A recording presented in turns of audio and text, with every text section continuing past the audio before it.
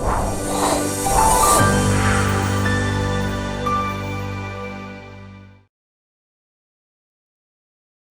again, everybody. I'm Jamie Allison, and this is the Big Idea, Big Moves podcast. This is the destination for high performers. We talk to people from different fields, different genres, different niches, people just doing really cool things in their space. We talk to athletes, we talk to CEOs, we've talked to authors, lots of different people that are doing things and that we can hear a bit about their journeys and take bits and pieces of that and hopefully apply them to our own lives as well. I know I have a guest like that today. Really excited about this one. Just before we jump into it, wanted to mention, if you've been listening to the podcast for a while, you know a little bit about Epitome Sportswear. They are much like us. They look at things as a whole life kind of success model. So it's not just athletic wear. It's if you are going out and maybe taking a hike out in the woods, making you nice and comfortable there, but it could also mean just going and sitting on the sidelines watching your son or daughter play a game. So you'll see lots of things that hopefully will fit that. They also do something that's really important to us as well, as they give back to their community. They're working to impact the inequities and opportunity for girls and women in sport, and for that reason, a portion of their profits go directly to organizations and initiatives that support girls in sports. So check out our bio, and it's again Epitome Sportswear, or go directly to Epitome Sportswear, which is EPITOME Sportswear.com, and check it out. So we have Lauren Stallwood with us today, and luckily we're on a really kind of different kind of timeline here, and she has her own popular workout YouTube channel, online programs, is a really strong fitness influence presence on social media. She's competed at CrossFit sanctioned events such as Dubai CrossFit Championship and the French Throwdown. Before that, Lauren also played competitive rugby, where at I think around the age 17 or so, she was given her first international cap for England women, and went on to play in the Women's Rugby World Cup the following year. Really cool. And she also, I will mention, has her undergrad in phys ed and post-grad degree in secondary education. So, first of all, lots of really cool things in the background that I know we'll get to talk about, Lauren, but thanks very much for joining us at a time which I know where you are is a little bit funky. So thank you for doing this. No, it's awesome. Thanks for having me. All right. So, I know we touched on it a little bit there that, we're going to go into some of the things that you do now, but it sounds like you've always been pretty athletic. Tell us a little bit about, what happened with rugby and how that's brought you to where you are today, a little bit of a different journey there. Yeah, for sure. When I actually think back about everything, it's very surreal really. But I guess fitness for me has always been a massive part of my life, mostly because of my dad. My dad does everything.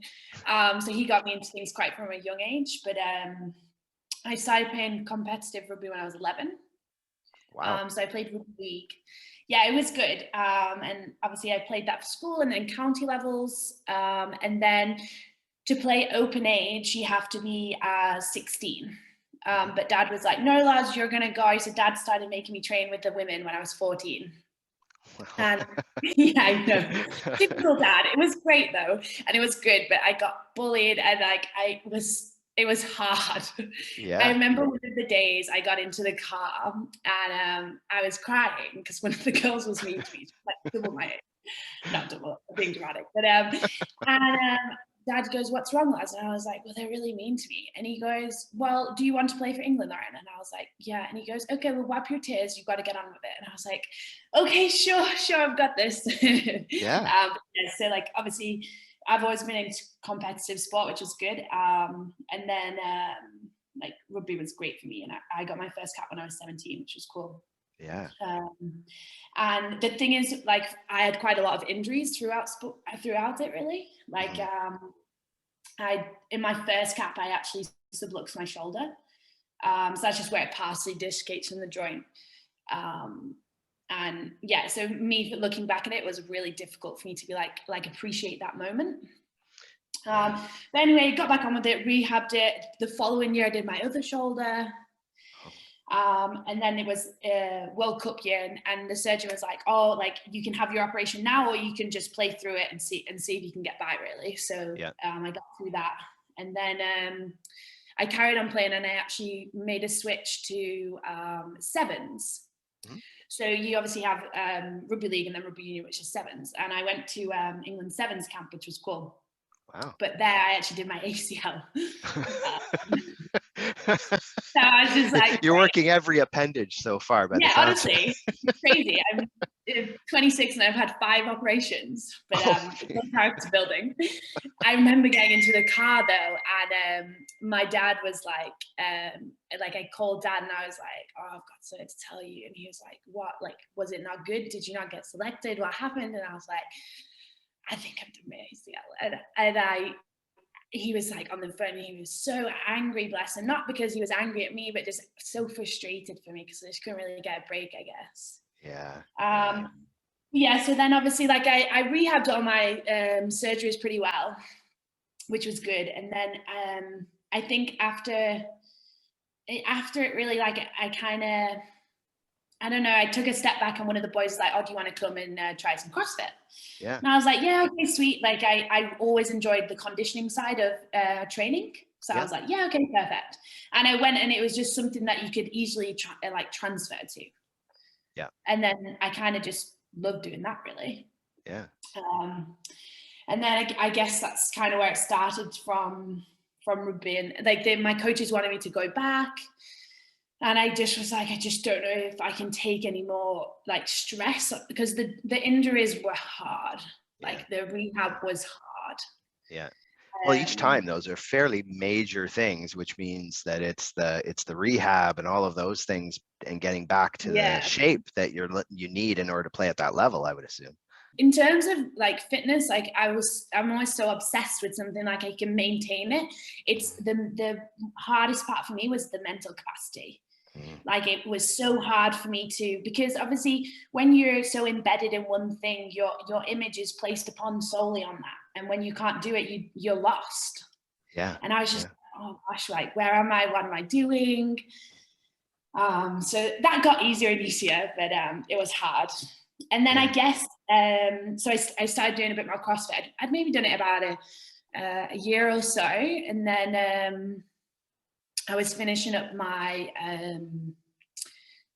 degree, and then I did my postgraduate degree in teaching, and I carried on doing it then, like competitive CrossFit. Yeah. And then I was like, oh, what am I going to do for a job? Like, what am I doing? And I was like, I don't want to go into teaching right now. Like, I was in some tough schools, and I'd actually got offered a job in Abu Dhabi. Yeah. So I was like, okay, sweet, I'll go. I literally graduated, and then it was like 2 days later I moved out. Yeah. Wow. That fast. Yeah. It's interesting that you, I'll bring you back for a second to when you were talking about your dad and the influence that he had on you. I guess 2 things, what was that like? Was he a big motivator for you? And then the other side would be, obviously you built a resilience going through all of that stuff that you did. Is that something that's just inside of you, or is it those things that have kind of created that? Where do you think that comes from? I guess it's a mixture of both. Like I was brought up with, like, Dad's a great motivator for me. He's probably my role model in everything. And he would always encourage me to do, obviously, the things that I wanted to do, but he'd always encourage me with challenges. Yeah. Like, he'd always make me and my sister do silly things as kids that would obviously make us better, but we hated. Like what? Like, there's some mountains, and my dad lives in the Lake District, near the Lake District, and we would always go camping. Yeah. And there's a mountain in the Lake District called Helvellyn. So the name is yes. And I remember, so it was peeing down with rain. It was like torrential rain. We were in, like, those waterproof jackets that you can get out of the little bags. Those yeah, like a poncho thing that, yeah. Horrible. And at the top, like, the ridge of the top is quite sharp and is a big drop. And Dad was like, come on, we're going the adventure route. Let's go. Me and my sister were like, I don't think this is safe. I can't even see. And he'd be like, come on. I'm 6 years younger than my sister. Yeah. So Kels was just like, this is stupid. I'm like, okay, let's go. You don't know any better yet. Yeah. Yeah, it was always character building. Dad was good at that. Yeah. But I guess like he built good resilience in us. And then I had quite a tough time in school. Like I used to get bullied quite a lot. And then obviously, like I'd always done sport, and I was always very different to the girls and even the boys, because I grew up in like a small country town school. And I guess that makes you tougher as well, because you just take it on the chin and get on with it, I guess. Then, like when I did start playing and I did get injuries like that, that was hard. Like it's a big mental block to be able to be like, okay, I've got to do this now and then this. But I guess like it wasn't like I could always be like, this is the next step, lads. Like you have to get back playing. Like you know where you want to go, then that's what you've got to do. Yeah. And there was never a real struggle to getting back to there, because I knew I could do it. Yeah. You mentioned that part about kind of seeing where you're going. Do you then like are you a person who sets a few specific goals and follow those goals? Like do you write them down? How do you do that yourself? And yeah, I guess like for me, I have really bad ADHD. So like if I'm unorganized or like don't have like clear things, like I'm all over the place. Yeah. So like what I'll tend to do is like I'll have like a daily routine that I'll always try and stick to. That keeps me in check in terms of me being able to do something. I'll set myself goals for the year, but for me, it's, you don't want to be something like, yes, okay, like say you want something direct, you would say that directly, but you don't want to put so much pressure on yourself. You'll have that one big thing, and then it's like, how do you get there instead? Yeah. So it's, for me, it's more about, especially with my ADHD, it's more about like those daily habits and daily routines that then will lead to that end goal.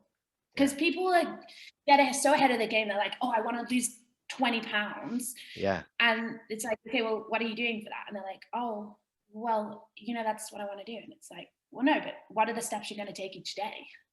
Right. Right. And do you find that translates into, because you obviously have clients, you have people that you work with, both in kind of gym and with your online stuff and everything, is that one of the biggest things you have to work on with clients is how do you break it down? I guess for me, like, I'm a big believer that, like, obviously so many people will be like, oh, here's something you have to do. Here's your diet plan you can do. This is what you have to do. Follow this. Nothing is sustainable for people unless people actually want to make a change and actually want to make a lifestyle change. Nothing will at the end of the day change. Yeah. Like for me, like people, especially like, let's use diet as an example. Let's say someone goes on a diet, okay? You can't be on your whole life on a diet. Yeah. It's not sustainable, it's not healthy, and it also doesn't create a balanced lifestyle. So no one sticks to it. Yeah. For me, like I will always try and just build those daily habits and like a lot of like positive reinforcement, not necessarily from me. Yes, I'll give good feedback, but it's more themselves to themselves. Everybody's so harsh on themselves and negative towards themselves that nothing actually happens. One of the girls that No, I was just gonna say it's funny that I think that's what separates what you do with a lot of other people is that positive mindset part of how important that is through like all of your messaging. I actually find it like even your own motto piece has like smile more. Like it's how much of that is in anyway. Yeah. Like how much of that fits into what you think like you do yourself and to other people is how do you approach things positively for yourself and like getting your clients to do that as well. Yeah, like I guess for me, because like growing up, I was a very harsh critic on myself. Mm-hmm. And you're so quickly, I actually listened to something the other day about, it was like, when you mess up, you're so easily be like, oh, you're an idiot. Like, this is your fault. Why would you do this? And then it talks about like, if you speak like that to your friends, would you have any friends? Oh, wow. Yeah. Like, that's pretty powerful when you hear it that way, isn't it? Yeah. You'd never say that to a friend. Yeah, you're absolutely. like, I guess it's just trying, which is something I work on as well, is just like trying, instead of the first thing you think when you do something. So let's say you're doing a session and something goes wrong, and the first thing you think is, oh, I was so rubbish then. Yeah. Like, that's already negative. So the whole persona around what you've just done is negative. So instead of being like, just take a second before and then say something positive. There's always a positive from any situation at the end of the day. So how does that translate into, because obviously there's that mindset, and then there's also, I mean, you've been in big competitions where there are lots of people watching, lots of things going on, and even rugby or CrossFit or whatever they are. Do you have an approach from a mental standpoint before you go into those things? Like, how do you quiet your nerves? How do you quiet yourself from saying those negative things in your head? Yeah, like, I'll try, obviously, before I would play or before I would compete, I'm never going to think something negative. You're already deemed to fail. That's not in the corner. I guess for me, like, my energy levels are always super high. Like, I feed off other people as well, like, because I'm very energetic. So the whole situation is sometimes a little bit overwhelming for me. So I'll just try and take myself and just obviously be like, okay, you've got this. And it's just that tunnel vision, really. Like, I remember when we played Australia in the World Cup. So we were warming up and we were opposite them. And bearing in mind, like, I was light then, like, I weighed like 65 kg, and these girls were like 10 years on me and they were big. Yeah. And I was like, okay, wow, these girls are so big. And I remember warming up and we did some high ball catching because I was a back then. And I dropped every single ball. And I was like, okay, it's fine. We've got all of them out of the way, Lauren. And I was like, I remember when we were doing the national anthems, I was like, okay, they're going to kick it to you. They've seen you. They're not stupid. They'll utilize this. Yeah. And I was like, you've got this. You've got this. You've 100% got this. And then what did they do? They kicked it to me and I caught it, which was great. Yeah. But it's just that mindset that you can do it. Yeah. Yeah. And how powerful that can be, Yeah, like, I tell one that way to or the all other. clients. And they're like, oh, I can do this. And I'm like, you haven't tried. Yeah. Now, and so you mentioned you have clients. I mean, one of the things that you've done really well, Lauren, is built out multiple streams of what you do, because obviously you're a coach in a gym, but you also have all of these different ways of people being able to connect with you. And one of the things is, being able to, your YouTube channel is a good example where you do a lot of work on there to show people how to kind of do routines correctly and things like that. Where did the idea for you come from, that, oh, I have this great fitness knowledge, maybe I should translate it into other things that are kind of this broader based kind of business you've built? Where did that come from? I guess, like, I've always wanted to inspire people and I've always wanted to help people, not necessarily like consciously, more just naturally. And I guess, like, for me, like, to help one person's it's such a great feeling because the impact that it has on their lives. And I don't really know, like, it just kind of happened and I somehow kept going. Yeah, well, because a lot of people would say, like, you also do things where there's a lot of just things that help people regardless if they're really connected with you or they just follow your stuff and watch it, and they can do a lot even just from that. So what you've given back from a content perspective is really great for a lot of people.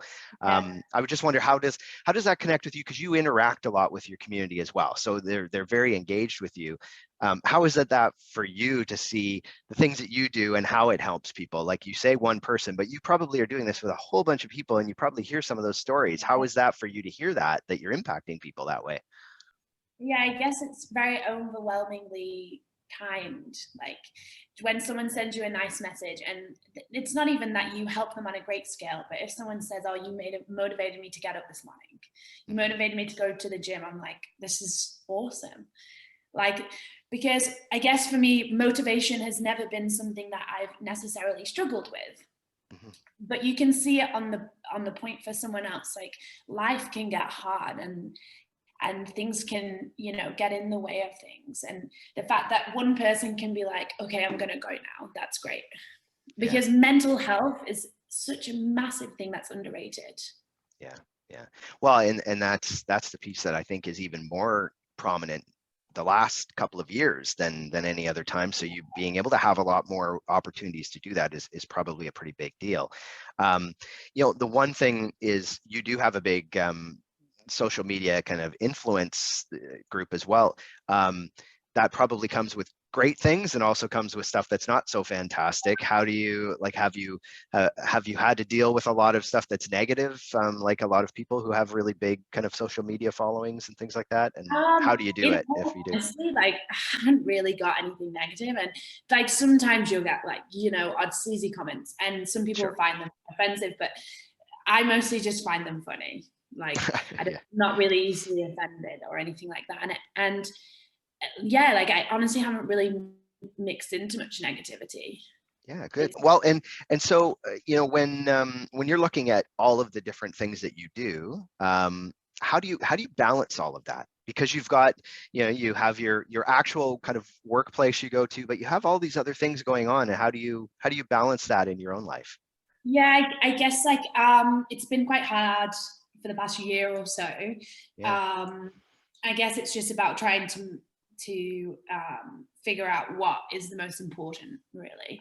Like, I'll always make sure that my training's always done, and then I'll filter things around that, to be honest. Like, I'll always book my clients in around like my day with my training, and then obviously I'll try and give back to everyone as much as I can. I actually stopped working in Abu Dhabi now, so I moved up to Dubai. Yeah. Mostly just doing individual clients and then my online stuff. Yeah. So because I'm going to bring out like more of a generic program for people to follow in the next month. Yeah. Just because obviously, like, it's really difficult for people to have access to good programming, which is obviously progressive. Hmm. Also, like, work with people that they trust and they like, and this obviously, it's more like options, I guess.